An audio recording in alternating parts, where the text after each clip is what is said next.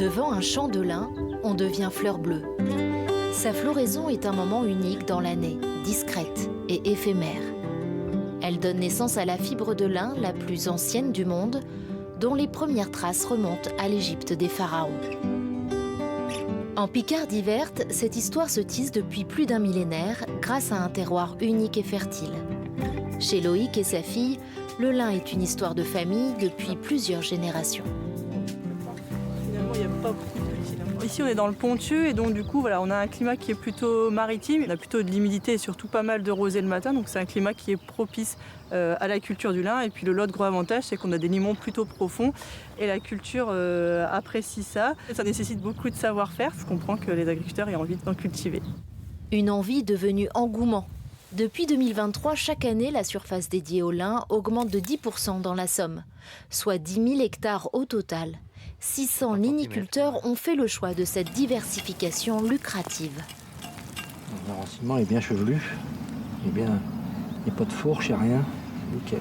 C'est un amour avant tout, parce que c'est pas du blé du lin, c'est une culture à haut risque. C'est-à-dire au niveau de la plantation jusqu'à la récolte, faut être très méticuleux. Il y a beaucoup dans le secteur, beaucoup d'agriculteurs qui arrêtent la production de lait. Et donc en arrêtant la production de lait, donc ils n'ont plus besoin de maïs sur leur exploitation, donc ils se lancent un petit peu dans cette culture qui est valorisante. Il y a une forte demande sur le lin aujourd'hui, au niveau du marché du lin, c'est vrai que c'est très porteur, mais il faut rester vigilant. La belle couleur, qui ne casse pas facilement. Restez vigilants, car le lin est une plante à cycle court. Elle pousse en 100 jours, d'avril à juillet, et est très sensible aux maladies, aux insectes et aux aléas climatiques. Un défi auquel la filière fait face en finançant des recherches sur la persistance des variétés. Là, ce que je peux observer, ça va être des conséquences d'une maladie qui va jusqu'à marquer la fibre. Et en fait, cette fibre, du coup, est dépréciée pour la vente et dans sa qualité. Nous, on va chercher à avoir les meilleures variétés. Donc, améliorer les rendements, améliorer les résistances aux maladies et du coup aussi de réduire l'utilisation des produits phytosanitaires. Créer une nouvelle variété de lin, c'est 10 ans de travail. C'est 10 ans de travaux de recherche. Donc il faut toujours voir à l'avance les problèmes qu'on peut avoir demain. Mais c'est aussi la stratégie la plus durable dans le temps. Durable, le lin l'est aussi car il répond à des enjeux écologiques. Dans les coopératives, 100% de la plante est valorisée. Fibres longues pour le textile, fibres courtes en papeterie et bioconstruction.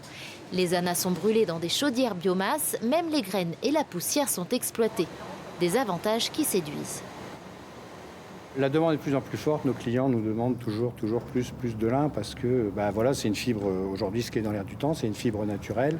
C'est une fibre à faible impact environnemental, où il n'y a pas de déchets, où c'est entièrement biodégradable, c'est recyclable. Enfin, ça répond un peu à tous les critères aujourd'hui. 80% du lin mondial est fait en Europe et 80% du lin européen est fait dans le nord de la France. On est les leaders et on veut le rester. Si aujourd'hui 90% du lin est exporté en Chine et en Inde, après 20 ans d'absence, une filature a rouvert dans le Pas-de-Calais. Un maillon indispensable pour peut-être une future filière 100% Made in France.